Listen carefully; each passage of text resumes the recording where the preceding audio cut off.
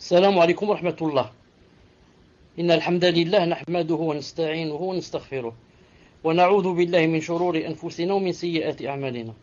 من يهده الله فلا مضل له ومن يضلله فلا هادي له، وأشهد أن لا إله إلا الله وحده لا شريك له، وأشهد أن محمدا صلى الله عليه وسلم عبده ورسوله.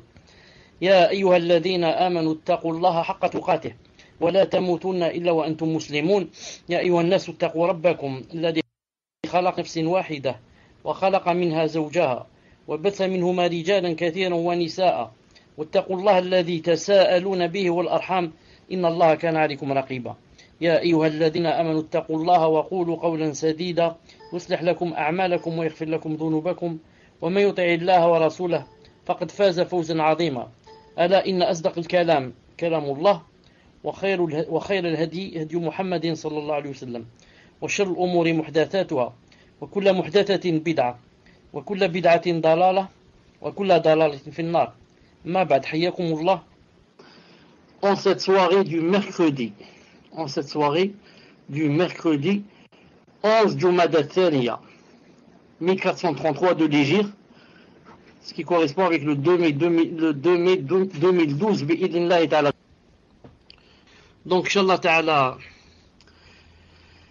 on va commencer le 10e cours. Inch'Allah ta'ala, on va commencer parmi les signes de la fin des temps, il y a aussi ce qu'on appelle le rapprochement des marchés. Parmi les signes de la fin des temps, il y a aussi ce qu'on appelle le rapprochement des marchés. C'est, Inch'Allah ta'ala, le 24e signe. L'un des signes de la fin des temps est le rapprochement des marchés. Abu Huraira radiyallahu ta'ala anhu rapporte que le messager sallallahu alayhi wa sallam a dit: La taqumu as-sa'atu hatta tadhhara al-fitan wa yakthura al-kadhib wa yataqarab al-aswaq. L'heure ne viendra pas jusqu'à ce que les troubles apparaissent, que le mensonge se propage et que les marchés se rapprochent. Ce hadith se trouve dans le Musnad Ahmed et il a été authentifié par Sheikh Al-Albani rahimahullah dans Silsila Sahiha sous le numéro 2772. Le Sheikh Hammoud Twijri rahimahullah dit: quant au rapprochement des marchés, son explication est mentionnée dans un hadith faible, soulignant qu'il s'agit de leur déclin et du peu de bénéfices. Il apparaît, et Allah Ta'ala est plus savant, que cela est une indication de ce qui s'est produit à notre époque quant au rapprochement des gens de la terre grâce aux moyens de transport terrestre et aérien et aux machines électriques qui transmettent les sons comme les radios et les téléphones, j'ajoute l'internet, ayant rapproché les marchés de la terre. Ainsi, il n'y a de changement de prix dans une quelconque région sans que les commerçants ne le sachent, ou la plupart partout sur terre. Ils augmentent donc le prix s'il augmente et le diminuent lorsqu'il diminue.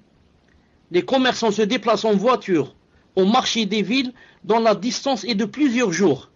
Ils y concluent leurs affaires, puis retournent, le tout durant une journée ou une partie de la journée. Ils se déplacent également en avion au marché des villes dont la distance est de plus d'un mois. Comme maintenant la plupart par exemple, ils partent vers Dubaï. Ils font là-bas le commerce, quelques jours et ils reviennent. Ils y règlent leurs affaires, puis reviennent en un jour ou une partie de la journée. Certaines reviennent même le soir, dans la même journée. Les marchés se sont donc rapprochés de trois façons. Premièrement, la rapidité avec laquelle on a connaissance de ce qui s'y passe par rapport à l'augmentation des prix ou la diminution. Là, c'était pas comme autrefois. Si je suis à Paris, je sais pas qu'est-ce qui se passe à Marseille, combien coûte la chose à Marseille, je ne sais pas. Maintenant, non. Là, avec Internet, tu peux savoir ce qui se passe, quel est le prix dans toutes les villes du monde. Dans toutes les villes du monde, tu cherches une chose, tu peux savoir quel est son prix. Deuxièmement, la rapidité de déplacement d'un marché vers un autre, même si la distance est très longue. Là, autrefois, pour, par exemple, comme les gens du Yémen, quand ils allaient vers la Mecque pour faire la tijara et le commerce, il le faisait seulement 2 fois par an. Comme a dit Ta'ala, لإلاف قريش إلافهم رحلة الشتاء والصيف. Il faisait un voyage pendant l'hiver, un voyage pendant l'été. Maintenant, non. Tu peux aller de ton pays vers un autre pays, et tu reviens le soir. bi'idhnillahi ta'ala. Troisièmement, la concordance des marchés, la concordance des marchés au niveau des prix. Et le fait que certains suivent d'autres dans l'augmentation et la diminution, et Allah Ta'ala est plus savant. Ça, c'est en ce qui concerne du polythéisme dans cette communauté. Il s'agit de l'un des signes qui sont apparus. Celui-ci s'est d'ailleurs accentué. En effet, le polythéisme a touché cette communauté. De plus, certains peuples ont rejoint les polythéistes chez eux. Ils ont adoré les idoles, ont construit des mausolées sur les tombes, les ont adorés en dehors d'Allah, leur ont demandé bénédiction, les ont embrassés et glorifiés, leur ont formulé leurs vœux et y ont célébré leurs fêtes. Nombre d'entre elles sont lieux de polythéisme, comme l'était autrefois Al-Lat ou bien l'Uzza ou bien Manat. Abu Daoud et Tirmidhi rapporte, d'après Thawban radiyallahu ta'ala anhu, que le prophète sallallahu alayhi wa sallam a dit: إذا وضع السيف في أمتي لم يرفع عنها إلى يوم القيامة. Lorsque l'épée, c'est-à-dire le combat, va s'installer dans ma communauté, elle ne sera pas relevée jusqu'au jour de la résurrection. ولا تقوم الساعة حتى تلحق قبائل من أمتي بالمشركين. Et l'heure ne viendra pas jusqu'à ce que des tribus de ma communauté rejoignent les polythéistes. وحتى تعبد قبائل من أمتي الأوثان. Et jusqu'à, c'est-à-dire l'heure ne viendra pas, et jusqu'à ce que des tribus de ma communauté vont adorer les idoles. Hadith rapporté par Abu Daoud, Tirmidhi et les autres, et authentifié par Sheikh Al-Albani dans Sahih Al-Jami', tome numéro 6, page 174, hadith numéro 7295. Les deux cheikhs, Al-Bukhari et Muslim, alayhim rahmatullah, rapportent d'après Abu Huraira que le prophète sallallahu alayhi wa sallam a dit: La taqumu as-sa'a hatta tadtariba aliyatu nisa'i Daws ala dhi al-khalasa. L'heure ne viendra pas jusqu'à ce que les fesses des femmes de Daws ne s'agitent sur Dhul Khalasa. Hadith authentique, rapporté par le Bukhari et Muslim. Quand il a dit ici, alayhi salam, l'heure ne viendra pas jusqu'à ce que les fesses des femmes de Daws ne s'agitent sur Dhul Khalasa, c'est-à-dire comme elles le faisaient à l'époque de l'ignorance. C'est quoi, elles agitent ces trucs-là de Daws, elles s'agitent sur Dhul Khalasa. C'est quoi, qu'est-ce que ça veut dire ça? Dhul Khalasa, c'est la maison dans laquelle se trouvait l'idole. On dit également le nom de la demeure est Al-Khalasa. Et le nom de l'idole, il s'appelle Dhul Khalasa. Dhul Khalasa désigne 2 idoles, dont l'une était adorée par Daws et l'autre par Khatam, et d'autres parmi les Arabes. Quant à l'idole de Daws, c'est celle qui est désignée dans ce hadith. Le lieu de celle-ci est connu jusqu'à nos jours, au sud de Taïf, à un endroit qu'on appelle Tarouq. Dhul Khalasa se trouve près d'un village appelé Ramas, où l'on retrouve aujourd'hui encore des vestiges prouvant qu'il y avait là un édifice solide dans le passé. C'est-à-dire que les femmes allaient là-bas et l'adorer.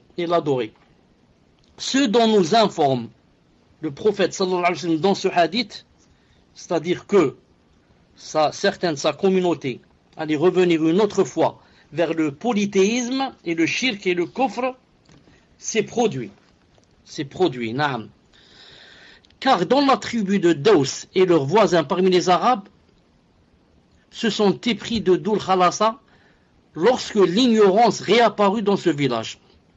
Ils retournèrent à leur première pratique et se mirent à l'adorer en dehors d'Allah jusqu'à ce que vienne le cheikh Mohammed ibn Abdul Wahhab rahimahullah, pour prêcher l'unicité dans la péninsule arabique. Il renouvela ce qui s'était perdu dans la religion et l'islam retrouva sa vie dans la péninsule arabique. L'imam Abdelaziz ibn Mohammed ibn Saoud envoya un groupe de prêcheurs à Dhul Khalasa pour la détruire et démolir ses constructions. Lorsque le règne des Saoud sur le Hijaz toucha à sa fin durant cette période, les ignorants retournèrent de nouveau à leur adoration d'autrefois. Et lorsque le roi Abdelaziz ibn Abdurrahman Saoud prit la tête du Hijaz, il ordonna à son gouverneur d'envoyer une troupe armée pour la détruire en faisant disparaître toute trace de cette idole. Louange donc à Allah subhanahu wa ta'ala. Le polythéisme ne cesse de subsister dans certains pays et le messager alayhi salam a dit vrai quand il proclama La yadhabu al-laylu wal-nahar hatta tu'bada al-lat wal-uzza. La nuit et le jour ne disparaîtront pas jusqu'à ce que al-lat et l'uzza, deux idoles, soient adorés. Aïcha radiyallahu ta'ala anha demanda alors Naam, ô messager d'Allah, je croyais que quand Allah avait révélé le verset qui dit c'est lui qui a envoyé son messager avec la guidée et la religion de vérité pour la placer au-dessus de toute autre religion, Naam, elle a dit qu'elle croyait quoi? Elle a dit le verset n'est pas terminé. En dépit de la version des polythéistes, elle a dit je croyais que c'était donc fini. Et le prophète a répondu il y aura de cela ce que voudra Allah. Puis Allah enverra un vent doux qui donnera la mort à tous ceux qui ont dans leur cœur le poids d'un atome de moutarde de foi. Il ne restera alors que ceux en qui il n'y aura aucun bien, qui retourneront alors à la religion de leur père. Hadith rapporté par Muslim. Les manifestations du polythéisme sont nombreuses. Ainsi, elles ne se limitent pas uniquement à l'adoration des pierres, des arbres et des tombes, mais vont jusqu'à considérer de fausses divinités comme égaux d'Allah Azza wa Jal, qui établissent elles-mêmes des lois pour les gens et leur imposent de les faire juger et de délaisser celles d'Allah. Ils s'érigent donc eux-mêmes en divinité avec Allah exalté soit-il. D'ailleurs Allah Ta'ala a dit ittakhadu ahbarahum wa ruhbanahum arbaban min dunillah. At-Tawbah 31. Ils ont pris leurs rabbins et leurs moines comme seigneurs en dehors d'Allah. C'est-à-dire, ils ont pris leurs doctes et leurs dévots comme des divinités qui leur légifèrent des lois, car ils les ont suivis dans ce qu'ils ont rendu licite et ce qu'ils ont interdit. Voir Tafsir Ibn Kathir, tome 4, page 77. J'ai juste une petite remarque. Un petit commentaire sur ce qu'a dit ici l'auteur. Si on laisse ce qu'il a dit comme ça, global, ça risque de donner des choubohat. D'ailleurs, j'ai remarqué un peu plus loin, dans ce livre, vers la fin, que l'auteur avait cité deux fois deux passages de Sayyid Qutb. Sayyid Qutb, rahimahullah. Il a cité deux passages de cette personne. Donc, moi personnellement, si je savais qu'il allait citer ces choses-là, que je ne lirai pas, ou bien que je vais lire, et bien sûr, et dire ce que j'en pense, Inch'Allah Ta'ala.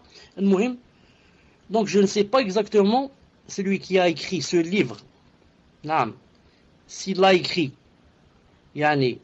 avec Basira, c'est-à-dire sachant ce qu'est Sayyid Qutb, et il a cité donc des passages de lui, ou bien en pensant du bien de cet auteur, je dirais que peut-être que il ne le connaissait pas assez bien et qu'il a écrit ce livre, ça fait très longtemps, avant que les savants ne parlent sur Sayyid Qutb rahimahullah. Comme ça, je pense de lui du bien, je dis Allah alam, peut-être qu'il a écrit ça, donc quand il ne savait pas encore qui était Sayyid Qutb, qui a été Sayyid Qutb, et avant que les savants ne parlent de lui. Al-Muhim. Ici, quand il a dit que, ils suivent des gens qui légifèrent des lois d'autres que Allah Ta'ala a fait descendre, et il a dit que, c'est-à-dire ça rentre dans le polythéisme. Je dis, Ibn Taymiyyah rahimahullah a dit dans Majmou' al-Fatawa. Ce que je vais dire de Ibn Taymiyyah, celui qui veut, exactement ce qu'a dit Ibn Taymiyyah, Inch'Allah Ta'ala, je peux le lui donner, mais pas aujourd'hui. Je l'ai quelque part dans mes notes, mais je ne l'ai pas là devant moi, mais je peux le lui donner s'il le veut, Inch'Allah Ta'ala, ou alors il peut le chercher lui-même dans Majmou' al-Fatawa, s'il a le Maktab al-Shamila, etc., il écrit une ou deux phrases, il lui donne tout. Sinon, je peux le lui donner dans le prochain cours, Inch'Allah Ta'ala. Ibn Taymiyyah rahimahullah a dit, dans ce verset, où Allah Ta'ala a dit, ils ont pris le rabbin et leur moine comme seigneurs en dehors d'Allah. Il a dit, en fait, ceux qui suivent les rabbins et les moines se divisent en deux. Comme ça, il a dit.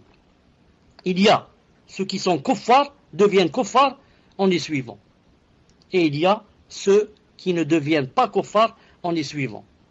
Ceux qui deviennent kuffars en suivant les rabbins et les moines ici, il a dit ce sont ceux qui ne reconnaissent pas le statut de quoi?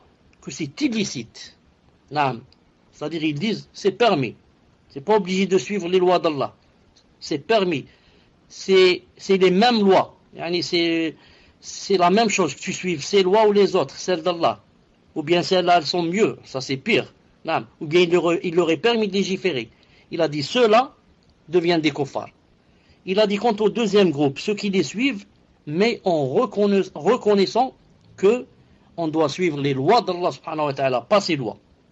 Mais que j'ai suivi ces lois, en suivant les tentations ou bien al-muhim. Pour lui, il a une raison. Il a dit ceux-là, ils ne deviennent pas kuffars s'ils reconnaît le statut des lois d'Allah, que c'est une obligation de les suivre. Ici l'auteur a dit, si nous disons cela pour le fait de rendre licite et d'interdire, qu'en est-il de ceux qui ont délaissé l'islam derrière eux et ont suivi les doctrines athées, comme la laïcité, le communisme, le socialisme, le nationalisme, puis prétendre être musulmans. Ici c'est la même chose. On va voir ceux qui suivent cela, pourquoi ils ont suivi ça. Ceux qui disent que la laïcité ou bien le communisme ce sont peuvent remplacer les lois d'Allah, deviennent kuffar. Celui qui dit une chose pareille, si c'est un jahil, on lui apprend, on lui dit taqillah, inil hukm illa lillah, il faut suivre seulement les lois d'Allah. S'il dit non, c'est pareil ou c'est la même chose, là, il devient kuffar. Si c'est quelqu'un jahil, il faut lui apprendre. Et jahil, il peut faire plus que cela, un jahil. Un ignorant qui n'a jamais entendu parler des savants, n'a jamais lu quelque chose, ou il peut faire plus que cela. Al-Muhim. Ce qu'il faut savoir ici pour terminer dans ce chapitre-là, c'est que c'est obligé pour toute personne sur cette terre de suivre les lois d'Allah subhanahu wa ta'ala et de faire le possible de ne suivre que les lois d'Allah subhanahu wa ta'ala. Quand quelqu'un maintenant a été obligé ou a contraint de suivre une autre loi, alors qu'il reconnaisse dans son cœur que cette loi est fausse et qu'en vérité je ne devais pas la suivre si ce n'était pas par exemple la contrainte, et que seules les lois d'Allah subhanahu wa ta'ala Allah ta'ala nous a ordonné de suivre, pas d'autres lois. Sauf si les lois bien sûr ne se contredisent pas avec le Coran et la Sunna, comme des lois par exemple sur par exemple qu'il faut s'arrêter quand il y a un feu rouge, ou qu'il ne faut pas dépasser la vitesse de 80 km/h dans cette rue là non, ce sont des choses, c'est juste pour que la société puisse pour que on puisse vivre en dans une société. S'il n'y a pas de loi comme ça, on ne peut pas. Mais ce ne sont pas des choses que Allah Ta'ala a interdites, car ce sont quoi? Car ce sont des choses qui ne se contredisent pas avec le Coran et la Sunna. Le fait que tu t'arrêtes à un feu rouge, au contraire, s'il n'y a pas ça, il y aurait des centaines de morts par jour. Et Allah subhanahu wa ta'ala nous a demandé de préserver nos âmes et notre sang. 26e, l'apparition, une seconde, je vais voir, Inch'Allah ta'ala, 26e, de la rupture des liens de parenté et du mauvais voisinage.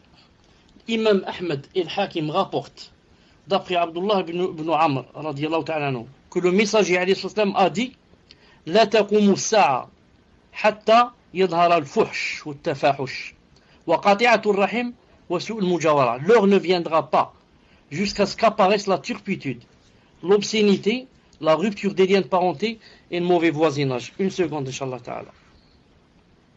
At-Tabarani alayhi rahmatullah rapporte dans l'Awsat que le messager alayhi salam a dit Min ashrati as-sa'a al-fuhsh wa al-tafahush wa qati'atu ar-rahim. Parmi les signes de l'heure, il y a la turpitude, l'indécence et la rupture des liens de parenté. L'imam Ahmed rapporte, d'après Ibn Mas'ud radiyallahu ta'ala anhu, que le messager alayhi salam a dit Inna bayna yaday sa'a qat'u al-arham. Il y aura avant la venue de l'heure la rupture des liens de parenté. C'est un hadith rapporté par Ahmed, voire al-Musnad, tome 5, page 333, avec l'explication d'Ahmed Shakir, rahimahullah, qui dit sa chaîne de transmission est authentique. Sa chaîne de transmission est authentique. Ce dont le prophète nous a informé s'est produit, à savoir que la turpitude s'est propagée au sein de nombreuses personnes qui ne font aucun cas de parler de ce qu'ils commettent comme péché et de ce que cela peut amener comme châtiment douloureux. Les liens de parenté ont été rompus. La personne ne préserve plus les liens avec ses proches. C'est plutôt la rupture et le détournement. Des mois et des années passent alors qu'ils se trouvent dans le même pays sans qu'ils ne se rendent visite. Des mois et des années, je dis, passent alors qu'ils se trouvent, je ne dis pas dans le même pays, dans la même ville, alors qu'ils ne se rendent pas visite. Il ne fait aucun doute que cela provient de quoi? De la faiblesse de la foi. Cependant, le messager alayhi salam a encouragé de préserver les liens de parenté et a mis en garde ceux qui les rompent. Lorsqu'il a dit, je vais dire directement en français, certes, Allah a créé la création et lorsqu'il eut terminé d'elle, le lien de parenté se dressa et dit c'est cela la place de celui qui demande protection contre la rupture? Allah Ta'ala dit oui. Ne serais-tu pas satisfait que j'œuvre en bien envers celui qui te préserve et que je prive de bien celui qui te rend? Le lien répondit certes. Et Allah Ta'ala de dire cela t'appartient. Le messager alayhi salam a dit ensuite récitez si vous voulez le verset فهل عسيتم إن توليتم أن تفسدوا في الأرض وتقطعوا أرحامكم أولئك الذين لعنهم الله فأصمهم وأعمى أبصارهم أفلا يتدبرون القرآن أم على قلوب أقفالها. C'est-à-dire, si vous vous détournez, ne risquez-vous pas de semer la corruption sur terre et de rompre vos liens de parenté? Ce sont ceux qu'Allah Azza wa Jal a maudits, a rendu sourds et a rendu leurs yeux aveugles. Ne médite-t-il pas le Coran? Ou y a-t-il des cadenas sur leur cœur? Sourate Muhammad 22-24.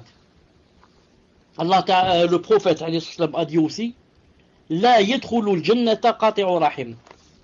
Ne rentrera pas au paradis celui qui rend des liens de parenté. Rapporté par Muslim. Quant au mauvais voisinage, on peut en discuter sans s'arrêter. Combien sont les personnes qui ne connaissent pas leurs voisins, ne se soucient guère de leur situation pour leur prêter main forte s'ils en ont besoin, et n'évitent même pas de leur nuire. Le prophète alayhi salam a interdit de porter atteinte aux voisins. Il a dit Man kana yu'minu billahi wal yawmil akhir fala yu'dhi jarah, que celui qui croit en Allah et au jour dernier ne porte pas préjudice à son voisin, rapporté par Muslim. Il a également dit Man kana yu'min billahi wal yawmil akhir falyuhsin ila jarih, que celui qui croit en Allah et au jour dernier œuvre en bien envers son voisin, rapporté par Muslim. Il a dit aussi Mazal Jibril yusini bil jar hatta dhanantu annahu sayuwarrituh. Jibril n'a cessé de me recommander la bienfaisance envers le voisin à tel point que j'ai cru qu'il allait en faire un héritier, rapporté par Muslim.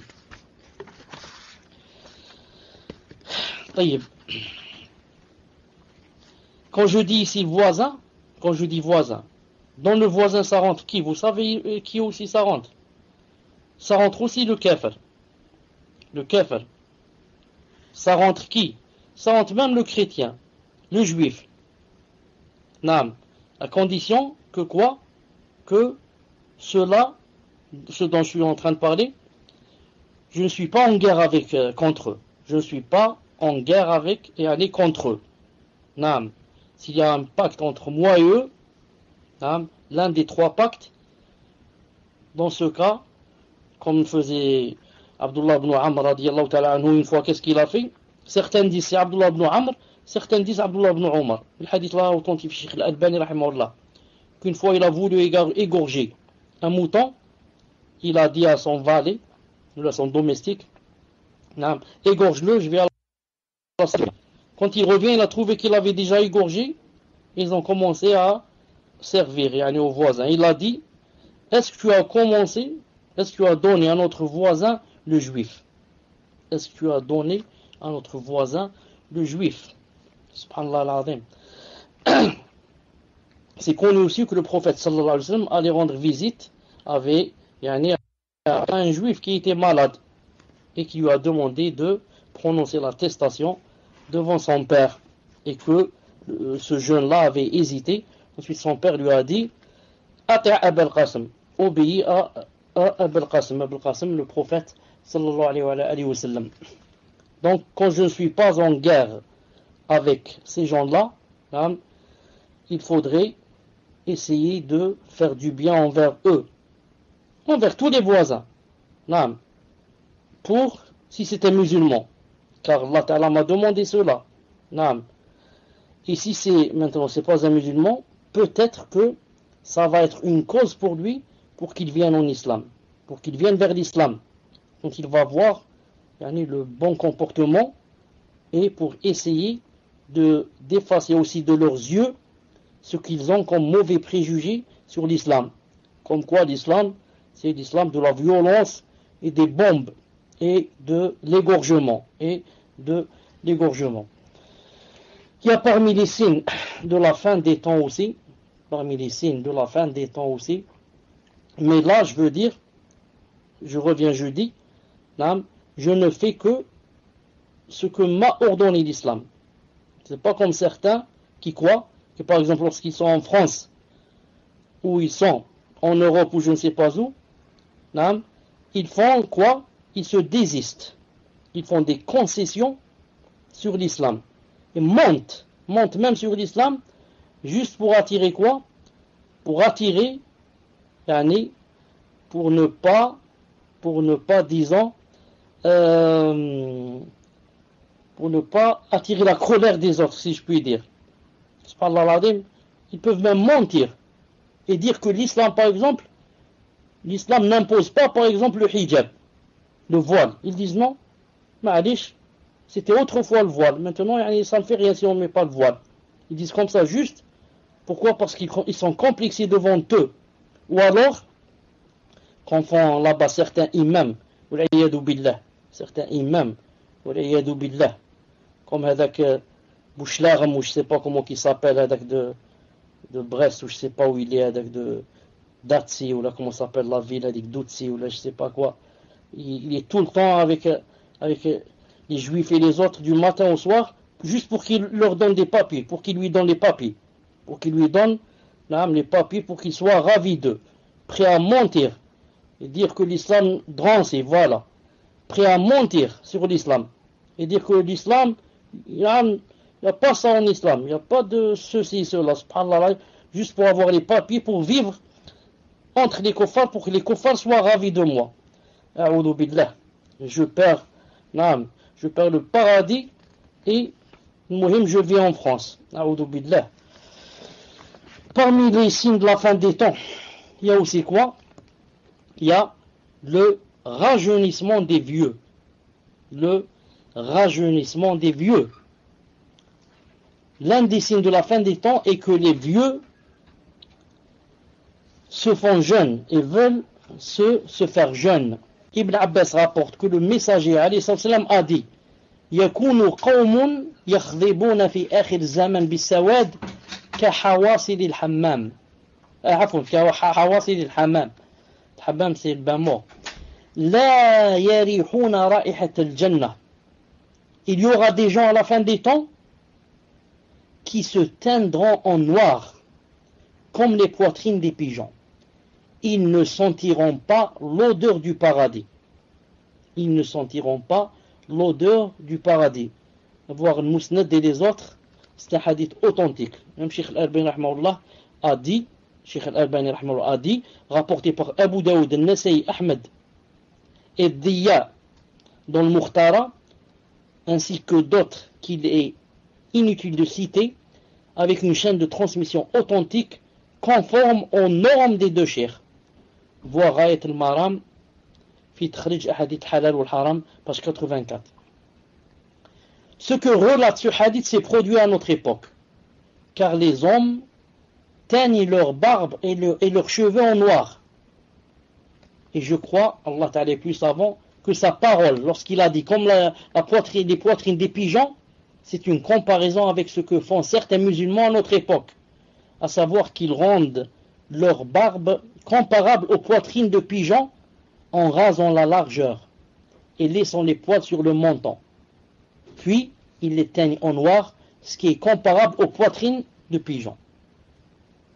Ibn al-Jawzi rahimahullah a dit: le fait qu'ils ne sentiront pas l'odeur du paradis peut vouloir dire que cela sera dû à un acte qu'ils auront commis, ou à une croyance, et non à cause du fait de se teindre. Ainsi, le fait de se teindre pourrait être une de leurs caractéristiques, de même que le prophète a dit que le fait de se raser la tête est une caractéristique des Kharijites, bien que se raser la tête ne soit pas interdit. L'auteur a dit jeudi, le prophète a interdit de se teindre les cheveux ou la barbe en noir. Jabir ibn Abdullah rapporte: on amena Abu Quhafa, c'est-à-dire le père de Abu Bakr Siddiq, le jour de la prise de la Mecque, sa tête et sa barbe étaient aussi blanches que le Tourama. Que le Tourama, il a dit, plante vermifuge blanche. Naam. Alors, le prophète a dit: changez ceci en utilisant quelque chose et évitez le noir. Évitez le noir. Imam Nawawi rahimahullah a dit: il est interdit de se teindre en noir, conformément à l'avis le plus juste. On dit également qu'il s'agit d'une réprobation à caractère préférentiel, mais l'avis choisi est l'interdiction selon la parole du prophète éviter le noir. Voir Sharh Muslim, tome 14, page 80. Et Ibn Abi Asim rapporte dans le livre de la teinture d'après Zuhri, qui a dit: nous nous teignions en noir lorsque le visage était encore jeune, mais quand le visage et les dents prirent de l'âge, nous délaissons cela. Voir Fath al-Bari, tome 10, page 354-55. Al-Albani a dit, rahimahullah, il apparaît que Zuhri, rahimahullah, ne connaissait pas du tout le hadith mentionnant l'interdiction. Donc il agissait par rapport à cela selon son goût. Quoi qu'il en soit, l'acte et la parole de quiconque ne peuvent être pris en compte après ceux du prophète sallallahu alayhi wa sallam. C'est toujours l'Albani qui dit ça. Et le hadith précédent est un argument contre Zuhri et les autres. Voir Rayat al-Maram, page 84. C'est pas parce que l'imam Zuhri rahmallah a dit que quand nous étions jeunes, on faisait cela. Ensuite, quand on a vieilli, on ne le faisait plus, que ça veut dire que c'est permis. Car comme a dit Cheikh al-Albani, peut-être que Zuhri ne connaissait pas le hadith. On n'a jamais entendu qu'il y avait ce hadith. Lui, il est excusé. Nous, on n'est pas excusé. Pourquoi? Il y a le hadith qui nous interdit de faire cela. Naam.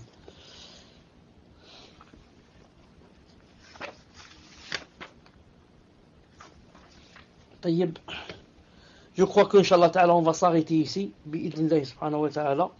Si vous avez quelques questions avant que je n'aille à Salat al-Isha, تفضلوا إن شاء الله تعالى سبحانك اللهم وبحمدك أشهد أن لا إله إلا أنت أستغفرك وأتوب إليك. Assalamu alaikum cher. Voici une situation que nous avons dans notre mosquée.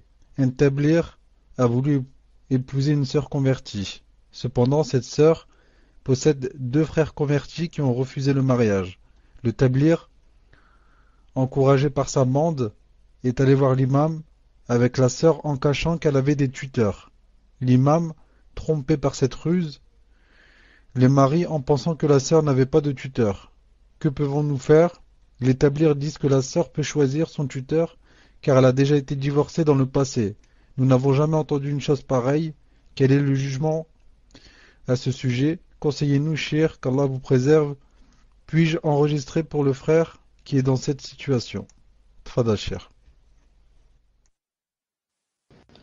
Est-ce que je comprends? Est-ce que je comprends par là que la sœur, c'est-à-dire la reconvertie, c'est-à-dire qu'elle est consentante, c'est-à-dire qu'elle voudrait de ce mariage? Est-ce que c'est comme ça? Ça. Je dis, Allah subhanahu wa ta'ala alam, ceux qui disent que la femme, si jamais elle se marie une fois ou là, et divorce, que dans ce cas, elle peut se passer de son tuteur, cela se trompe. Ils n'ont aucun délit. Et tous les délits sont contre elle et contre ceux qui disent ça. Bi'idnillahi subhanahu wa ta'ala. Donc, ce mariage n'est pas valable. Du moins, pour ceux qui savaient. Ceux qui savent. Du moins pour la sœur elle-même et son mari. Car ils savent qu'il y a le tuteur et ils l'ont sauté. Ils ont sauté au-dessus de lui et se sont mariés en prenant n'importe qui comme tuteur. Le prophète sallallahu alayhi wa sallam a dit qu'il n'y avait pas de mariage, c'est-à-dire pas de mariage valide. S'il n'y avait pas de tuteur, s'il n'y avait pas de tuteur et 2 témoins. S'il n'y avait pas le tuteur et 2 témoins fiables, dignes de confiance. Ensuite, cette reconvertie fait de la peine parce qu'elle est tombée sur un tablir. Et elle va donc comprendre l'islam d'après ce qu'elle voit de ce tablir, du comportement de ce tablir. Et tôt ou tard, elle finira par quoi? Par détester cet islam. Elle dit cet islam de le mari qui n'est jamais à la maison, qui court de ville en ville, de pays en pays, et qui nous laisse ici abandonnés avec mes enfants, etc. Donc elle va dire, je croyais que l'islam était plus beau que cela. Mais, donc pourquoi c'est pas que l'islam c'est pas ça? Comme a dit Cheikh al-Albani rahimahullah, il a dit une fois, il a dit que ceux qui rentrent en islam, les reconvertis qui rentrent en islam, et qui tombent malheureusement sur, il a cité, je me souviens, il a cité des tablirs, ou des soufis, ou des ikhwan. Il a dit ceux-là n'ont pas connu le vrai islam. Ceux-là, ils sont excusés de ne pas avoir connu le vrai islam. Car ils ont connu le faux islam, pas le vrai. Non. Donc, je dis que, donc, c'était quoi ici la question? C'était quoi exactement la question? On pose la question exactement, c'est quoi? En fait, quand ils sont partis voir l'imam, ils ont caché que la sœur avait 2 tuteurs. Et il dit Que pouvons-nous faire? Les tablirs disent que la sœur peut choisir son tuteur, car elle a déjà été divorcée dans le passé. Nous n'avons jamais entendu une chose pareille. Quel est le jugement à ce sujet? Conseillez-nous, cher. Donc c'est un conseil qui ça nous. Que pouvons-nous faire? C'est les deux frères, parce que la sœur convertie a deux frères qui sont convertis, deux frères de sang qui sont convertis. Donc le nous inclut ces deux frères. Tfadal, cher. Ce qu'ils peuvent faire, eh ben, ils vont dire à leur sœur que nous, puisqu'on existe, là, nous sommes tes frères et on existe, si quelqu'un te marie à part nous, le mariage n'est pas valable. Donc tu es dans la zina. Tu es dans la zina, orti. Donc, yani, viens, Inch'Allah Ta'ala, on va te marier si on veut nous, mais on te conseille yani, de ne pas te marier avec celui-là. Cherche quelqu'un yani, qui, Inch'Allah Ta'ala, remplit les conditions. On est là, Inch'Allah Ta'ala, pour te remarier. Maintenant, si tu t'es marié en cachette, Allah Ta'ala, on ne peut pas lui cacher des choses. Donc, c'est comme si quelqu'un sait, par exemple, je donne un exemple, quelqu'un sait qu'il n'a pas fait les ablutions, et il dit, Ma'alish, je vais prier, l'essentiel, les gens ne savent pas que j'ai pas fait les ablutions. Donc celui-là est en train de quoi? Il est en train de ruser contre lui. Il est en train de ruser contre lui-même. Avec Allah Ta'ala, on ne peut pas ruser. Allah Ta'ala a dit qu'il n'y avait pas de mariage sans le tuteur. Le tuteur maintenant existe, c'est nous. Ton mariage est nul et non avenu. Donc, taqillah subhanahu wa ta'ala, il revient vers le haqq. C'est comme ça qu'ils lui disent, ou bien ils vont lui enregistrer quelque part une cassette et la lui donner. Bi'idnillahi ta'ala. Tfaddal.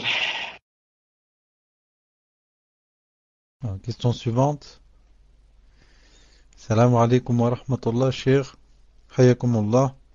Quand une femme a ses menstrues et qu'elle lit le Coran, si elle arrive à un passage où il faut se prosterner, que fait-elle?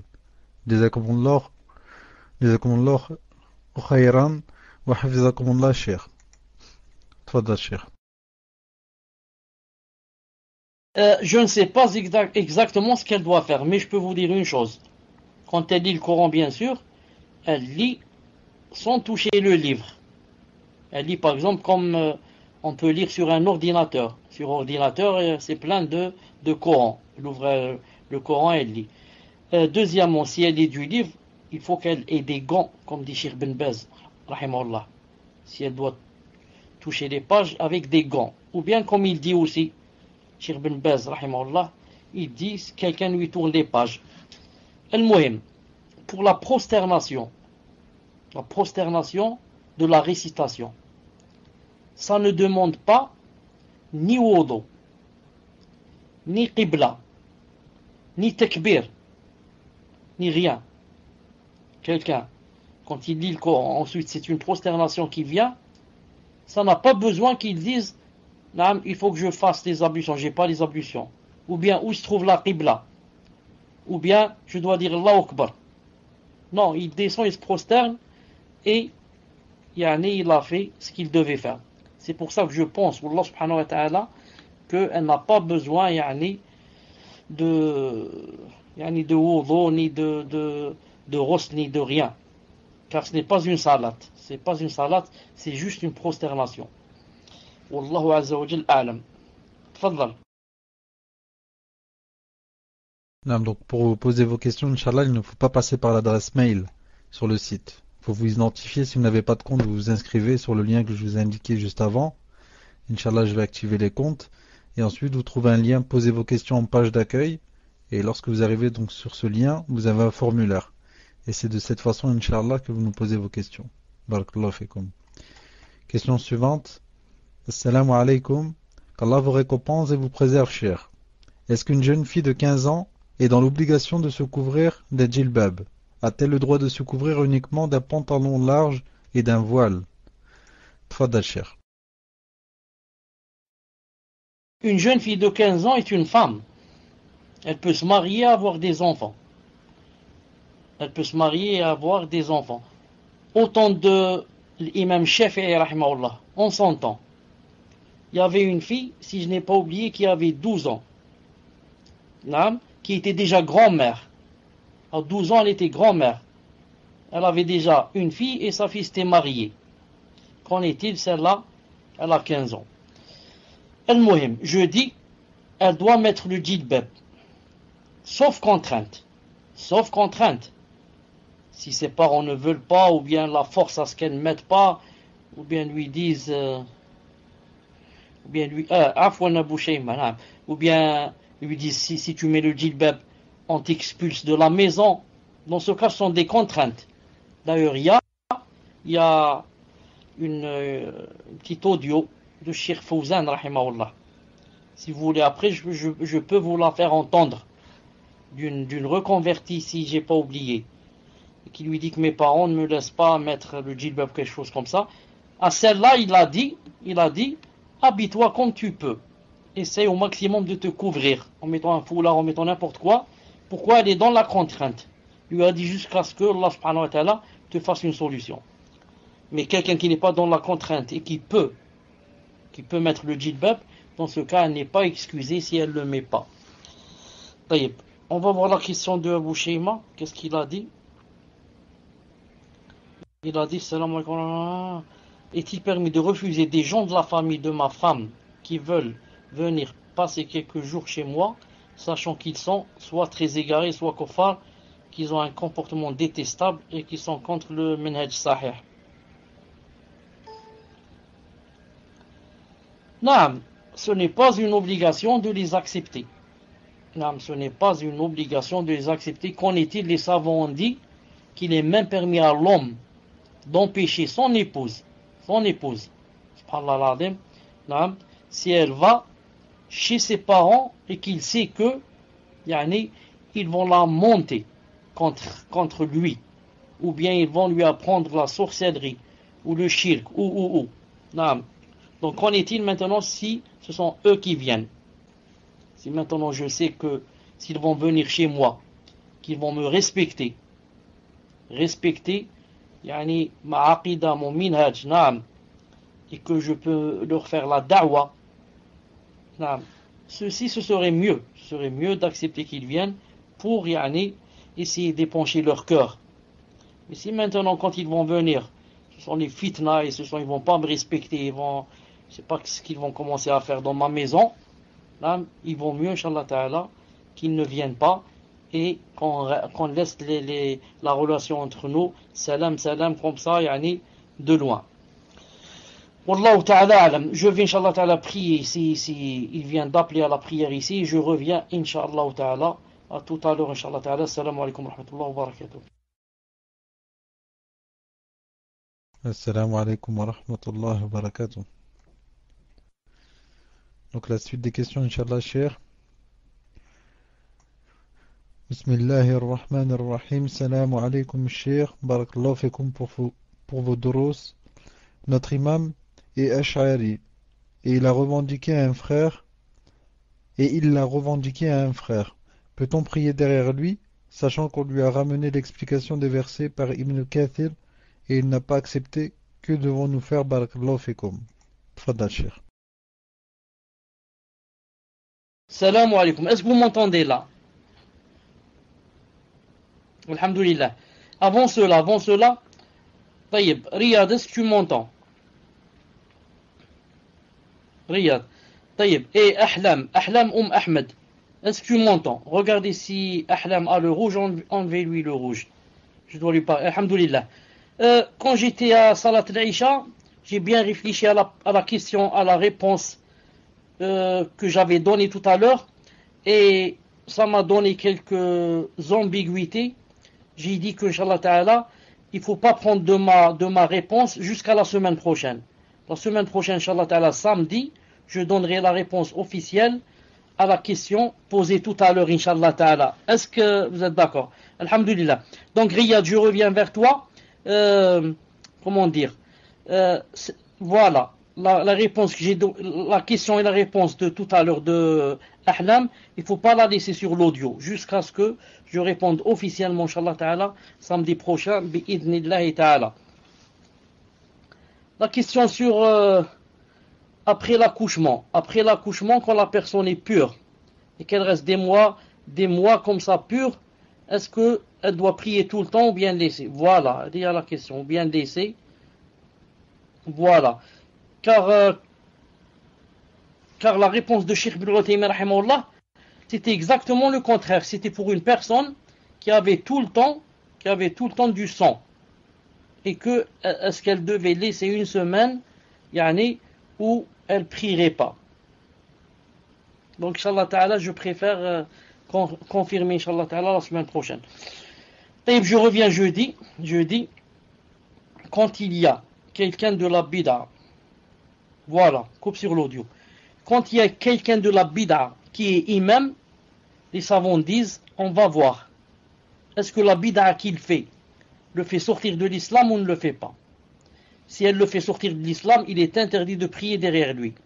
Si maintenant, la bid'a est seulement mufassira, pas mukaffira, et ne le fait pas sortir de l'islam, surtout pour le cas de Ash'ari, qui a des ta'wilat, qui a des interprétations, il dit, c'est Ibn Hajj qui a dit ça, c'est Nawawi, c'est Shatibi, c'est X, il n'a pas tiré ça de sa tête. Vous comprenez? Dans ce cas, on peut prier derrière lui, mais les savants disent, s'il y a une mosquée proche, où il y a quelqu'un de mieux que lui, qui ne fait pas de bid'a, etc., on doit aller prier dans l'autre mosquée. Mais s'il n'y a pas, il n'y a que lui, dans mon quartier, il n'y a pas une autre mosquée, on prie derrière lui, et c'est lui qui a quoi? C'est lui qui yatahammal, sa aqida, etc. C'est entre lui et son Seigneur Azza wa Jal, surtout s'il a des interprétations. Mais les savants disent, s'il y a une autre mosquée, il y a quelqu'un de mieux que lui, on doit aller vers l'autre mosquée, Inch'Allah Ta'ala. Et maintenant, si la mosquée est loin ou il n'y en a pas, la yukallifullahu nafsan illa wus'aha, et je ne vais pas délaisser ma salat à cause de sa bid'a lui, surtout que sa bid'a ne fait pas sortir de l'islam. Tfadlal. La question suivante. Assalamu alaikum ya Cheikh. Pouvez-vous répéter assez lentement ou plusieurs fois afin de l'écrire le hadith sur les liens de parenté que vous avez cités? Barakallahu fikum. Tfadal Cheikh. Je ne sais pas exactement de quel hadith parle la personne, mais si elle parle de celui-là, je vais le citer. La yadkhulul jannata qati'u rahim. Peut-être qu'elle parle de celui-là, je vais le citer et lui donner où il se trouve exactement. Le hadith a dit, le prophète alayhi salam a dit, La yadkhulul jannata qati'u rahim. La yadkhulul jannata qati'u rahim. Ne rentrera pas au paradis celui qui coupe les liens de parenté. Attendez, je vais vous dire exactement où il se trouve. Une seconde.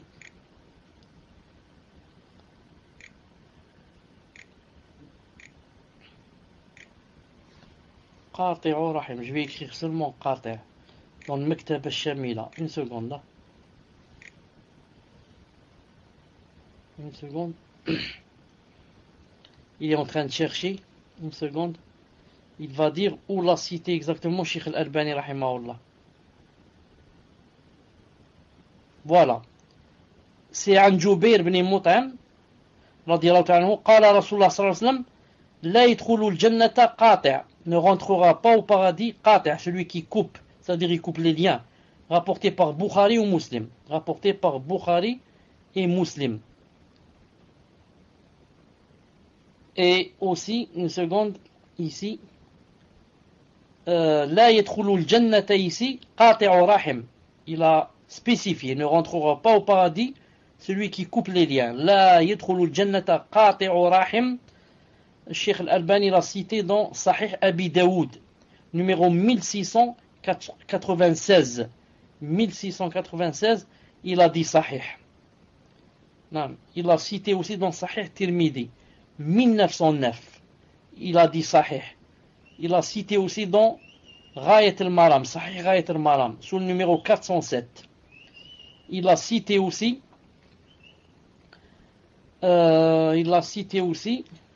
dans Ta'liqat al-Hisan ala Sahih ibn Hibban, sous le numéro 455.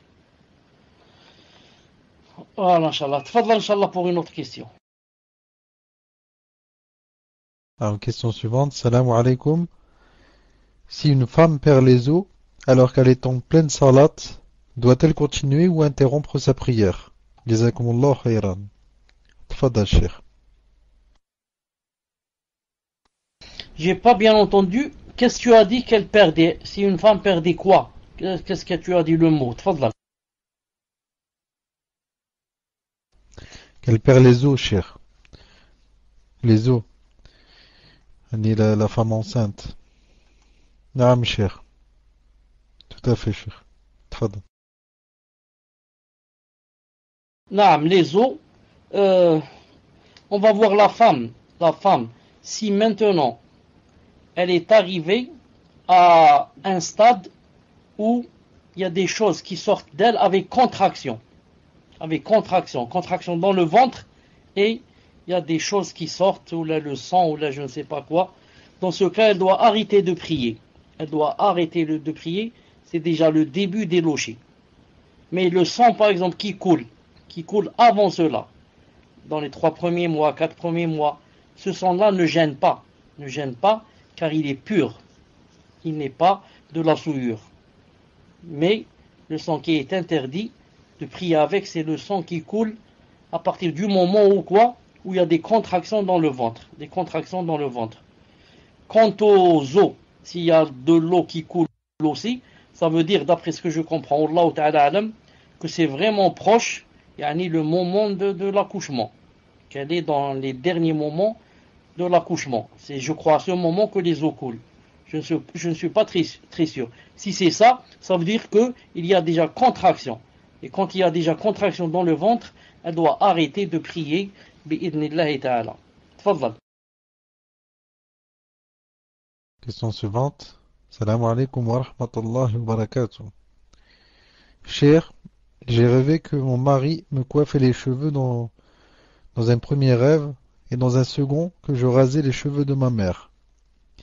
Y a-t-il une signification particulière en islam pour ces rêves, car cela m'inquiète un peu, surtout le deuxième rêve.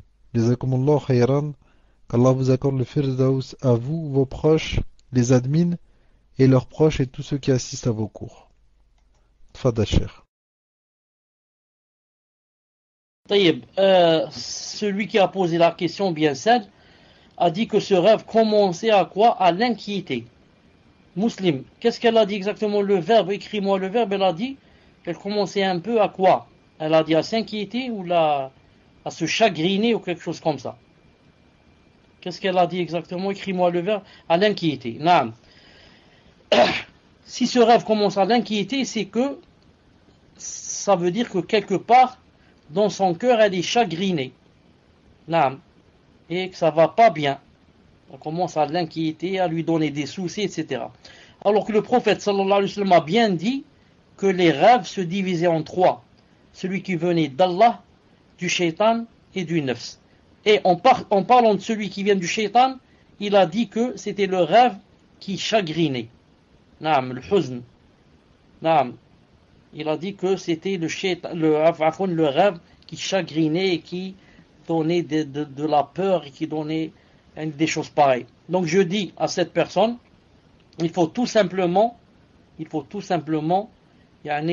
annuler ce rêve. Il faut tout simplement l'effacer en crachant sur le côté gauche 3 fois et lui dire et demander à Allah subhanahu wa ta'ala d'éloigner ce rêve d'elle et Inch'Allah ta'ala elle doit l'oublier sur le champ et ne plus penser à ce rêve ni demander à quelqu'un de le lui interpréter. Car tout rêve qui n'apaise pas mon cœur et qui me donne des soucis ou bien de l'inquiétude, ça veut dire qu'il vient du shaitan, je dois l'effacer et ne plus y penser. Bi'idnillahi ta'ala. Tfadlal. Question suivante. Assalamu alaikum wa rahmatullah.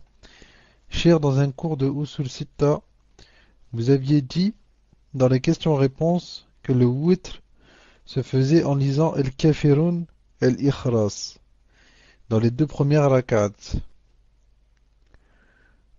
Oui, plutôt dans Salat al-Shaf. Mais il me semble que c'est la Salat al-A'la qu'il faut lire dans la première raka'a. Corrigez-moi, cher, si je me trompe.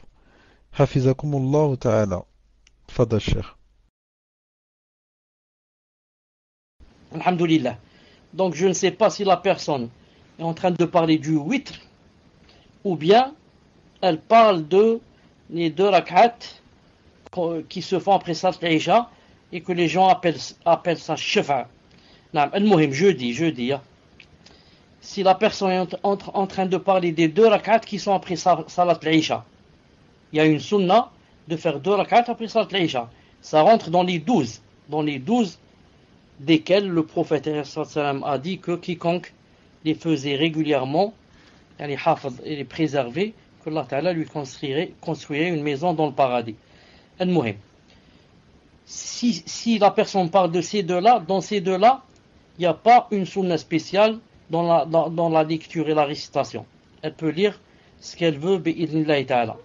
Maintenant, si la personne parle de l'huître qui se fait entre une raka'a jusqu'à 13, le prophète sallallahu alayhi wa sallam, quand il arrivait aux trois dernières, il lisait dans la première des trois, Surat Sabbih. Ensuite, dans la deuxième, il lisait Al-Kafirun. Et dans la troisième, il lisait Qul huwallahu ahad. Et des fois, il ajoutait Qul a'udhu bi rabbil falaq et Qul a'udhu bi rabbin nas.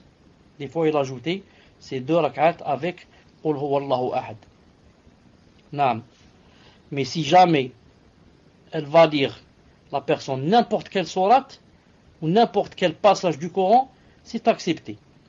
D'ailleurs, le prophète sallallahu alayhi wa sallam, des fois, il lisait pas Qul huwallahu dans l'huître, mais il lisait du milieu du Coran. Il lisait Qul amanna billahi, Qul amantu billahi, une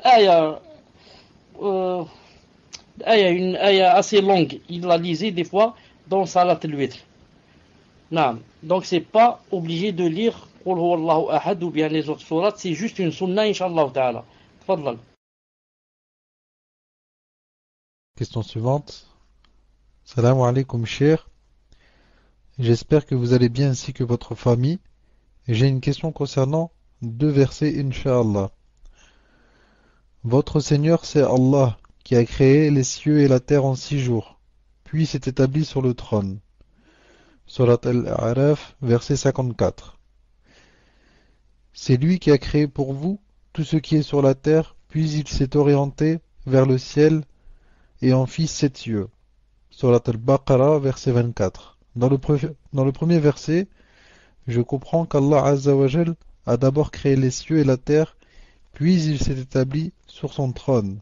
Et dans le second, je comprends qu'Allah Azza wa Jal s'est établi sur son trône, puis a fait du ciel 7 cieux.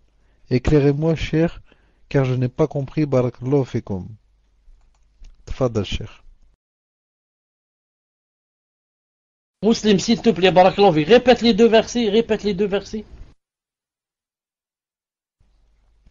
Donc le premier verset, cher, Surat Al-A'raf, verset 54.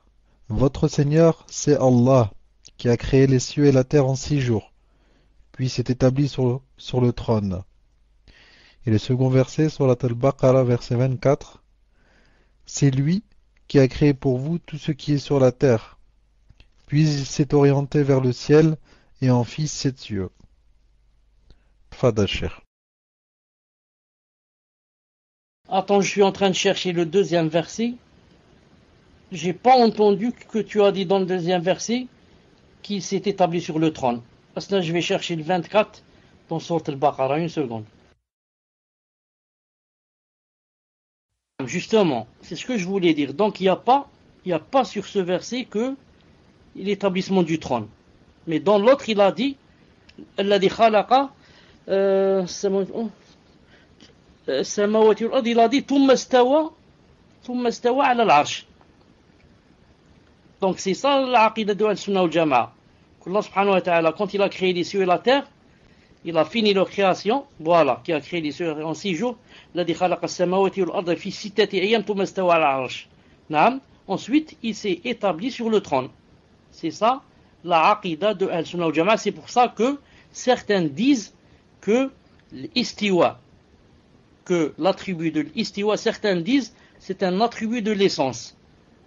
En ce sens que quoi? En ce sens que Allah Ta'ala, après s'être établi sur le trône, il n'y a aucun dalil où il est dit que il ne s'est plus établi. En ce sens, certains savants, comme Salah al-Sheikh, a dit que l'établissement sur le trône est un attribut de l'essence, alors que la plupart disent c'est un attribut de l'acte. C'est un attribut de l'acte. Mais certains ont dit, comme Salah al-Sheikh, il a dit que il fait partie des deux.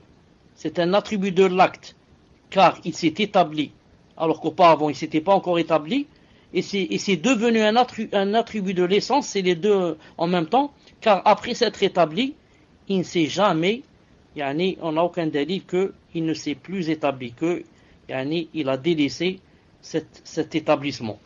Wallahu ta'ala alam. Quant à l'autre verset que la personne a cité, c'est lui qui a créé pour vous tout ce qui est sur terre, puis il s'est orienté vers le ciel et on fit 7 cieux. Il n'y a pas ici que, il a dit qu'il s'était établi. Tfadal. Donc je vois pas où est la contradiction. Tfadal. Non, mes chers, en fait, la contradiction, là où on le voit la sœur, c'est que dans le premier verset, votre Seigneur, c'est Allah qui a créé les cieux et la terre en 6 jours, puis s'est établi sur le trône. Là, c'est clairement écrit en fait qu'il a créé les cieux et la terre. Et ensuite, il s'est établi sur le trône. Et dans le deux versets, elle fait la déduction, car c'est écrit, c'est lui qui a créé pour vous tout ce qui est sur la terre. C'est-à-dire que là, il parle pas des cieux. Et il dit, puis il s'est orienté vers le ciel et en fit 7 cieux. Elle comprend que puis il s'est orienté vers le ciel, c'est qu'il s'est établi sur le trône, et après s'être établi sur le trône, il a fait les 7 cieux. C'est comme ça qu'elle comprend, cher. Tfadal, cher. Barakallahu, tu l'as bien dit, c'est elle qui a compris comme ça. C'est elle. Il ne faut pas qu'elle comprenne comme ça. Naam, c'est elle qui a compris comme ça. Il ne faut pas qu'elle comprenne comme ça. Il faudrait qu'elle comprenne que c'est votre Seigneur, c'est Allah. Il a créé les cieux et la terre en 6 jours. Thumma. Puis, il s'est établi sur le trône. Puis, en arabe, thumma, ça veut dire que ça vient après. Quant au premier verset, s'il dit seulement il a fait ceci, il a fait cela, il n'y a pas une preuve que c'est venu après. Naam. Tfadlan. Question suivante, cher. Salam alaikum, cher. Les sources de la législation islamique sont au nombre de 4. Coran, Sunna, l'Ijma' et l'analogie. J'aimerais savoir quelle est la règle de l'Ijma'. Quand un Ijma' est valable et un autre pas valable. Je vous demande cela pour ne pas tomber dans le piège des gens de la bid'a qui déclarent des Ijma' pas valables dans certains domaines, comme par exemple ceux comme les Ash'aira qui transforment les attributs d'Allah. Jazakumullahu khayran. Tfadal, Cheikh. Pour être franc, je n'ai pas très bien compris la question. Est-ce que la personne demande si l'ijma' est valable par tous les gens d'Al-Sunnah wal Jama'a, ou bien s'il y a des gens d'Al-Sunnah wal Jama'a qui n'acceptent pas l'ijma', ou bien que veut dire exactement la personne? Je n'ai pas bien compris la question. Tfadal. Donc, cher, la question est rédigée de cette façon. Si elle n'est pas claire, Inch'Allah, on demande au frère qui a posé cette question de la reformuler pour savoir exactement ce qu'il veut. Tfadal, cher. Chauffe. La personne, Allah Ta'ala Alam, est en train de parler surtout des ijma' que refutent les Ash'aira, que les Ash'aira n'acceptent pas. Comme par exemple, on va leur dire qu'il y a un ijma', par exemple, que Allah subhanahu wa ta'ala est au-dessus des cieux. Et par exemple, ils vont dire que non, il n'y a pas d'ijma' là-dessus, ou bien cet ijma' n'est pas accepté, ou bien. Des choses pareilles. Chauffe, entre nous et les Ash'ira, il y a comme entre ce qu'il y a entre le ciel et la terre, d'éloignement. D'éloignement. On n'a pas les mêmes bases. On n'a pas les mêmes bases. Nous, par exemple, on dit que yani, hadith al-ahad, on le prend dans la aqida. Par exemple, ils disent non, je ne prends pas de hadith al-ahad dans la aqida, par exemple. Donc, à la base, on n'est pas d'accord sur yani, des choses. À la base, Ash'ari, par exemple, tu ne pourras jamais yani, discuter ni yani, arriver à disons, à des résultats.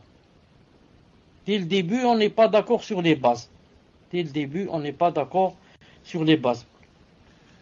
C'est pour cela que la personne que Allah subhanahu wa ta'ala a guidée et l'a fait rentrer dans le minhaj doit remercier Allah subhanahu wa ta'ala matin et soir.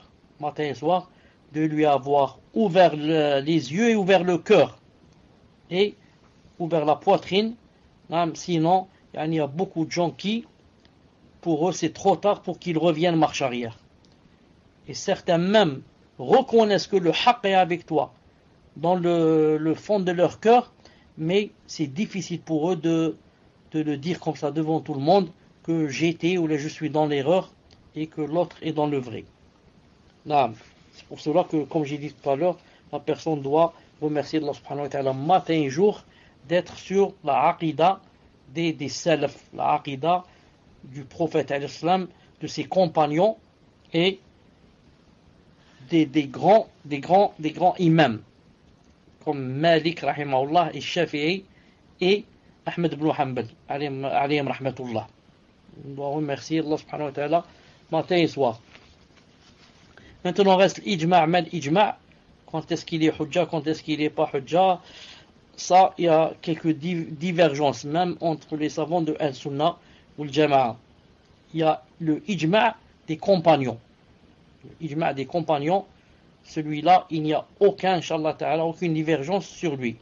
À part l'ijma' des compagnons, il commence à avoir des divergences dans les autres ijma'. Mais l'ijma' des compagnons, radiyallahu ta'ala anhum, il n'y a pas de divergence entre tous les salafs quand vient un ijma' des compagnons, même si l'ijma' il est sous-coté. Même si l'ijma' des fois il est sous-coté, ça veut dire que quelqu'un a parlé en présence des sahaba et que les sahaba se sont tus. Et personne n'a réfuté, ni n'a dit quelque chose qui détruit cet ijma', quelque chose de contradictoire. Ensuite, cet ijma' s'est propagé et personne ne l'a réfuté. Ils disent de cela, c'est un ijma' sous-côté. Il y en a beaucoup dans la charia. Et il est hujja, bi'idhnillah ta'ala, avec deux conditions, qu'il soit propagé et qu'il ne soit réfuté par aucun, bi'idhnillah ta'ala. À part cet ijma', dans l'autre ijma', il y a des divergences. Pourquoi? Car il se peut qu'il n'y ait pas ijma' et que les gens disent ijma'. C'est pour cela que, si vous allez lire un livre qui s'appelle Maratib al-Ijma' de Ibn Hazm, rahimahullah, il a commencé par l'wudu jusqu'à la fin, en disant il y a ijma' ici, il y a ijma' ici, il y a ijma' ici. Alors, Cheikh al-Islam Ibn Taymiyyah a fait des annotations sur ce livre.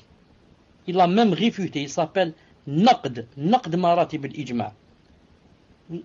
Donc, Ibn Hazm dit par exemple, il y a ijma' que par exemple, là, je donne un exemple, que par exemple la femme, si elle a des menstrues, par exemple, elle ne fait pas telle chose. Par exemple, elle ne lit pas le Coran.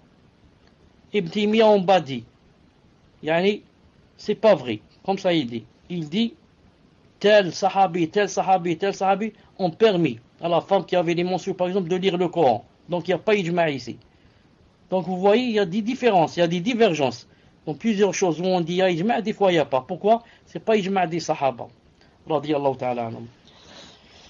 Atfaddal inshallah ta'ala pour une autre question.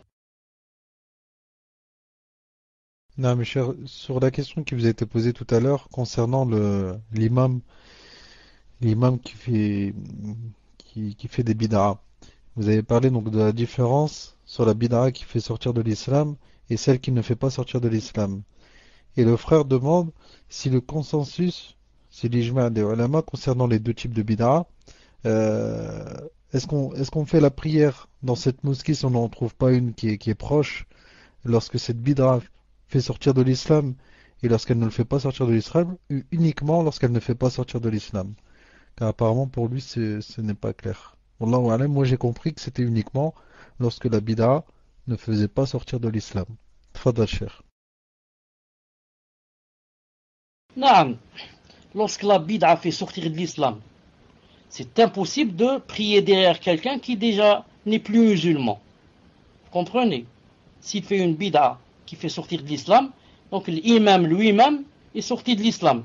Comment je vais prier derrière quelqu'un qui n'est pas musulman? Mais on parle des autres bid'a, des bid'a qui ne font pas sortir de l'islam. Comme les bid'a, par exemple, un imam qui va dire par exemple que il va par exemple après chaque salat, ils vont s'asseoir en groupe. Ils vont dire en groupe Subhanallah, Alhamdulillah, La ilaha illallah, ou ils lisent le Coran en groupe et comme ça. Tout ça c'est bid'a, et ça ne fait pas sortir de l'islam. Celui-là, je prie derrière lui. Mais l'imam qui fait une bid'a qui fait sortir de l'islam, imam qui par exemple, il va tourner autour des tombes et demander aux morts, lui formuler des vœux, lui demander de faire tomber la pluie, etc. Celui-là, il a fait une bid'a qui fait sortir de l'islam. Celui-là, je ne peux pas prier derrière lui. Tfadal. Question suivante. Salam alaikum cher. Qu'Allah vous récompense pour votre da'wa et vous accorde le Firdaus. J'ai été demandé en mariage et j'ai accepté cette demande. Je n'ai vu qu'une seule fois le frère. Depuis l'acceptation, nos familles prennent en charge l'organisation du mariage. Cependant, nos familles privilégient l'aspect culturel pour la fête de mariage, alors que certains aspects des traditions sont en contradiction avec le Coran et la Sunna. Pour cette raison, puis-je discuter avec mon futur époux afin que nous affirmions notre volonté auprès de nos familles respectives et quelles sont les conditions à respecter si cela est possible? Tfadal Cheikh. La personne n'a pas dit s'ils ont fait déjà le contrat de mariage ou n'ont pas fait. Tfadal. Donc, je demande à la sœur qui a posé cette question, Inch'Allah, de préciser au frère Mohammed 64 si l'acte de mariage a été fait. Donc je vous lis la question suivante, cher, le temps qu'elle réponde. Assalamu alaikum, cher, qu'Allah vous préserve ainsi que votre famille. Quelle tenue doit avoir la musulmane lorsqu'elle lit le Coran ou qu'elle lit les versets du Coran sur un autre support, Internet, téléphone portable, etc. Doit-elle avoir la même tenue que pour la salat? Barakallahu fikum. Tfadal, cher. Quand une femme lit le Coran, ce n'est pas obligé qu'elle soit habillée comme avec la tenue de la salat. Comme la tenue de la salat. Elle peut lire le Coran par exemple sans avoir de foulard sur la tête. Elle peut lire le Coran sans avoir de djilbab, ni hijab. Mais en étant habillée avec peut-être un pyjama. Ou une une robe de chambre. L'essentiel c'est qu'elle soit dans une tenue qui ne soit pas indécente. Elle ne soit pas indécente. Elle ne va pas lire le Coran, par exemple, si par exemple elle porte des habits très courts. Comprenez, des habits très courts. Non. Mais si elle porte une robe normale, ou là une robe de chambre, ou là, elle soit, elle cache sa aura, disons. Ce n'est pas obligé qu'elle mette, comme j'ai dit, un foulard et encore moins un djilbab ou là un hijab. L'essentiel c'est qu'elle ne soit pas dans une tenue indécente, Inch'Allah Ta'ala. Tfadla. Pour celui qui a posé les questions, la question, à quelle heure nous terminons les questions, je lui dis on termine dans 20 minutes. On termine dans 20 minutes, Inch'Allah Ta'ala. Il sera 23 heures chez moi. Il sera 23 heures chez moi, Inch'Allah Ta'ala. La personne a dit qu'il n'y avait pas eu de contrat de mariage. Dans ce cas, ce sont des étrangers.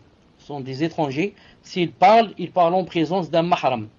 S'ils parlent, ils parlent en présence d'un mahram, car ce sont des étrangers, Inch'Allah Ta'ala. Tfadal. Question suivante. Assalamu alaikum wa rahmatullahi wa barakatuh. Qu'Allah vous préserve et vous accorde le Firdaus. Je suis une sœur convertie, walhamdulillah, et je n'ai pas de mahram. Ma famille me pose des problèmes par rapport à ma religion, et je voulais savoir si je suis obligé de les inviter à mon mariage, car j'ai peur qu'ils ne se comportent pas bien, et vis-à-vis de mon futur mari, je ne voudrais pas qu'ils croient que je suis comme eux. Jazakumullah khayran. Fadal Cheikh. Naam, pour les invités au mariage, je ne pense pas que, par exemple, une reconvertie va se marier, par exemple, sans inviter au moins, son père et sa mère.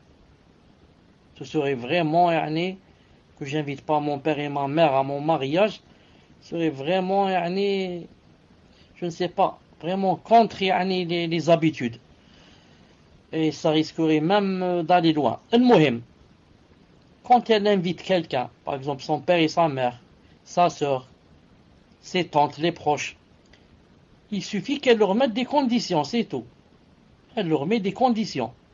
Elle leur dit, voilà, je vais vous inviter, mais je vous demande le strict minimum de me respecter. Non, vous savez que je suis musulmane et que je ne vous impose pas de commencer, de rentrer en islam ou de prier ou je ne sais pas, de mettre le djilbab, mais je vous demande le strict minimum pour que, Inch'Allah Ta'ala, se passe bien, disons, cette fête. Si maintenant, elles ne sont pas, comment on dit le mot avec... elles ne sont pas, attendez, je cherche le mot, convaincues. Elles ne sont pas convaincues, ces personnes-là, qu'elles ne viennent pas, c'est tout. Qu'elles ne viennent pas ce jour-là, et elle peut même la personne, leur faire une fête spécialement pour elle, pour la famille, même s'ils sont des koffars, spécialement pour mes tantes etc. qui sont pas venues. Je leur fais comme ça une soirée, je les invite à la maison, un peu de limonade, un peu de gâteau, etc.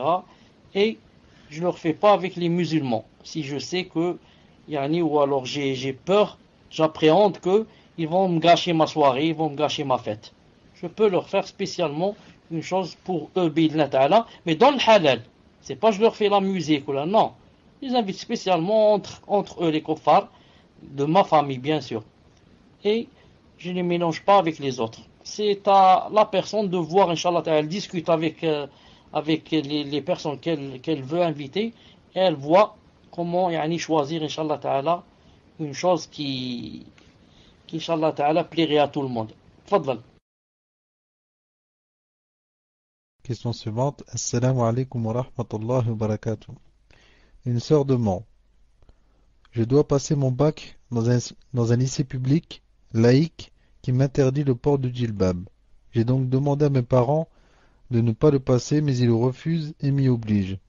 Si je ne leur obéis pas, nos relations vont se dégrader, ils ne m'adresseront plus la parole. Que me conseillez-vous, cher? Barakallahu fikum wa jazakumullahu khayran. Hayakumullah ala al-huda. Tfadal, cher. Je dis Allah subhanahu wa ta'ala, comme a dit Cheikh Fawzan, que j'ai cité tout à l'heure, hafidahullah, à la sœur qui lui a dit que on ne me laisse pas mettre le djilbab, on me contraint, etc. Je lui dis que quand elle va passer le bac, elle essaiera au maximum bi'idnillahi ta'ala, de s'habiller d'une façon qui ne montrerait pas sa aura, puisque c'est 2 ou 3 jours et que elle est dans la contrainte, et que si elle passe par le bac, elle va avoir des problèmes avec ses parents, et que peut-être on va le mettre dans la rue, peut-être je ne sais pas quoi. Dans ce cas, qu'elle craigne Allah subhanahu wa ta'ala au maximum pendant ces 3 jours-là, à condition de ne pas se dévoiler devant les hommes, et qu'elle mette quelque chose de long, quelque chose de large, quelque chose de... sans que ça soit un djilbab, juste pour passer ce cap, ensuite revenir à sa nature bi'idnillahi ta'ala. Mais je dis pas qu'elle va se dévoiler ou là, je dis qu'elle se cache au maximum en trouvant comment se cacher, même si en mettant quelque chose de long, quelque chose de là. Elle peut avoir une robe, par exemple. La robe, c'est pas interdit, pendant le bac si elle est par exemple large, si elle ne montre pas ne moule pas le corps. Je suis pas obligé de mettre je crois pas que ce soit interdit une robe si elle est large. C'est juste pour passer ce bac, Inch'Allah Ta'ala, pour ne pas avoir des problèmes avec la famille, car elle n'a pas d'autre solution. Wallahu subhanahu wa ta'ala a'lam. Tfadlal. Question suivante. Assalamu alaikum, cher. Ma question concerne la première question. Je n'ai pas eu mes menstrues durant 3 ans, car j'ai alterné 2 grossesses et 2 allaitements. Depuis 3 mois, j'ai mis un stérilet qui enlève les menstrues durant toute la période de la pose du stérilet. Dois-je prier tout le temps ou faire une semaine de non-jeûne, sachant que depuis, ce n'est pas naturel par rapport aux 3 dernières années? Barakallahu fikum. Tfaddal, Cheikh. Réponse, Inch'Allah Ta'ala, samedi prochain. Car ça a le même statut que l'autre question qui a été posée. Réponse, Inch'Allah Ta'ala, samedi prochain. Tfadlal. La sœur qui a posé la question sur le djilbab, Cheikh, elle demande qu'on vous précise qu'elle devra enlever son voile. Elle sera obligée d'enlever son voile. Elle n'aura pas de possibilité de couvrir sa tête. Tfadal, Cheikh. Dis-moi, barakallahu fik. Est-ce qu'en France, c'est interdit à une fille, yani, de mettre quelque chose sur sa tête quand elle est en classe? Est-ce que c'est interdit qu'elle mette quelque chose sur sa tête? Je dis pas un foulard, je dis quelque chose qui cache la tête. Réponds-moi, Inch'Allah Ta'ala, j'attends la réponse. Alors, Allahu Alam, Cheikh, certains l'autorisent et d'autres ne l'autorisent pas. C'est-à-dire de mettre quelque chose comme un bandana, par exemple. Un bandana qui couvre les cheveux. Allahu Alam, certains l'autorisent et d'autres non. Tfadal, Cheikh. Naam, elle doit d'abord essayer. C'est pas elle va carrément comme ça, à cheveux découverts. Mais elle essaye. Et ensuite, quand on va la contraindre, ça, c'est autre chose. Elle est rentrée dans la contrainte, car elle a déjà la contrainte de ses parents. Après, Inch'Allah, je vous fais écouter l'audio de Cheikh Fouzan, hafidahullah. Mais elle va pas comme ça directement à découvert. Elle se couvre, quand on lui dit enlève, ça c'est autre chose, Inch'Allah Ta'ala. Tfadlal. Dites au Cheikh que dans ce lycée, c'est interdit pour les sœurs qui sont connues comme étant voilées. Donc, question suivante.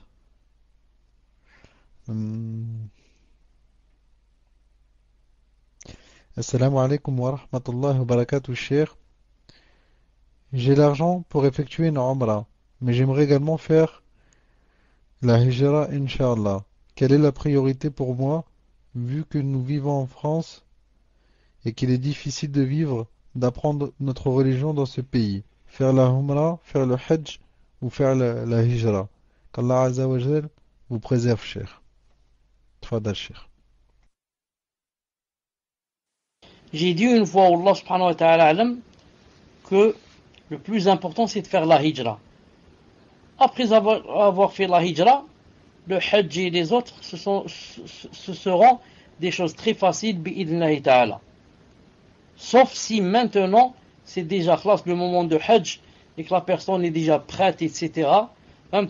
Elle va pas laisser le Hajj, comme a dit le prophète sallallahu alayhi wa sallam, car on ne sait pas, que des imprévus, ou une maladie, comme a dit, alayhi sallam, peut venir, et alors, la personne ne pourra plus jamais aller au Hajj. Sinon, on doit privilégier la Hijra, Inch'Allah Ta'ala, car quand on fait la Hijra, après, Inch'Allah Ta'ala, toutes les portes vont s'ouvrir, bi'idnillahi Ta'ala. Tfadlal. Donc, question suivante. Assalamu alaikum, Cheikh.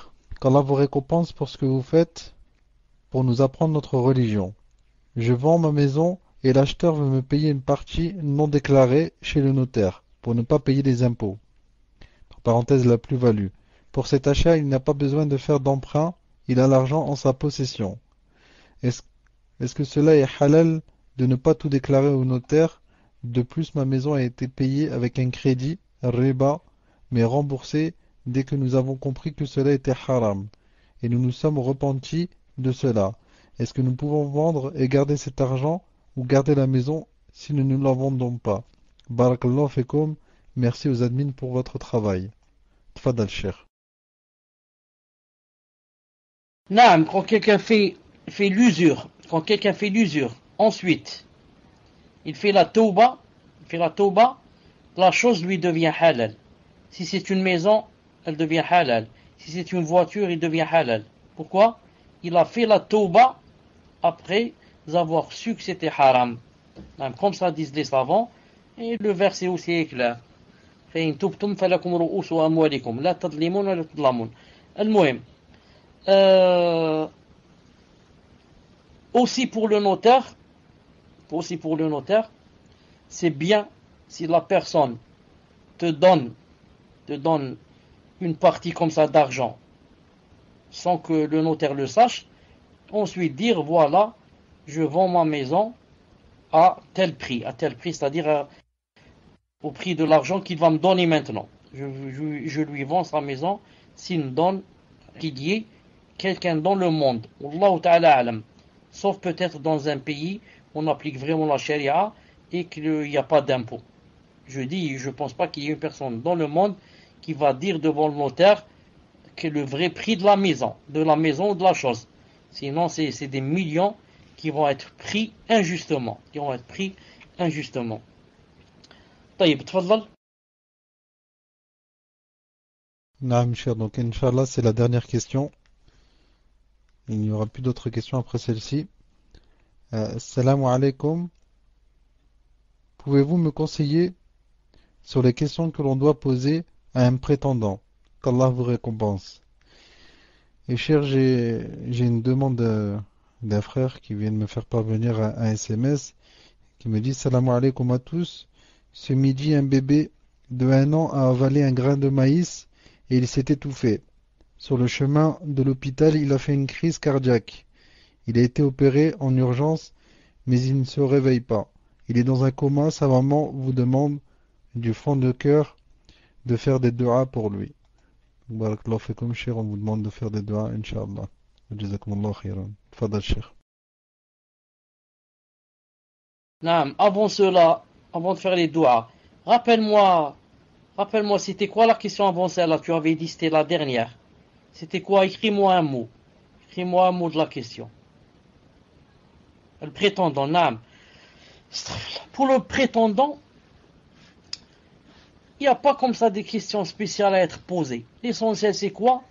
C'est d'être sûr qu'il est dans le minhaj, c'est tout. D'être sûr qu'il est dans le minhaj, qu'il a une bonne aqida. Car en fin de compte, quelqu'un qu'on va lui poser des questions comme ça dans la muqabala, il peut il peut même mentir. Non.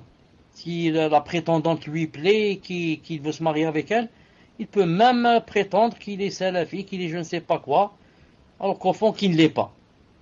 C'est pour ça que l'essentiel, c'est d'être sûr que le prétendant est dans le minhaj, et dans la aqida.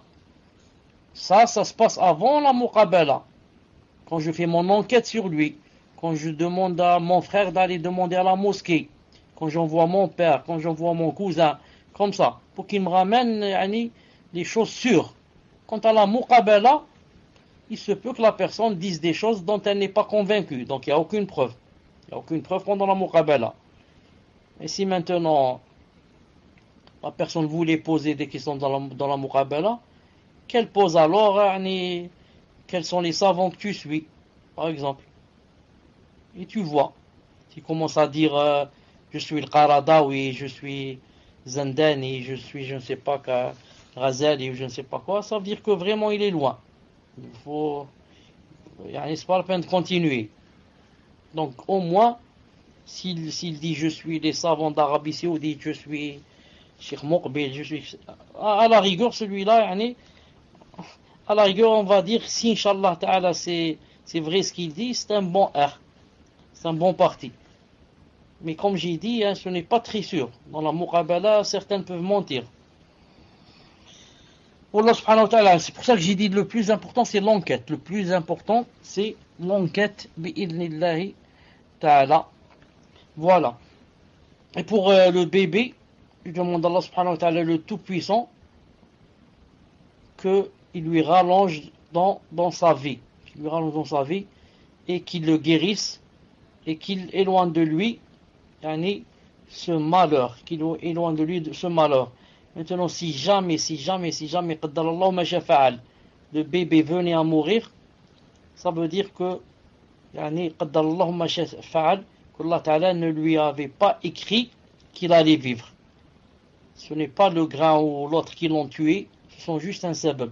Et qu'Allah Ta'ala n'a pas écrit qu'il allait vivre et que la personne ne doit pas oublier de dire Inna lillahi wa inna ilayhi raji'un, Allahumma ajurni fi musibati wa akhlif li khayran minha. En mettant dans son cœur que si elle va dire ça, avec sincérité, qu'Allah Ta'ala va lui donner mieux que celui qui l'a pris.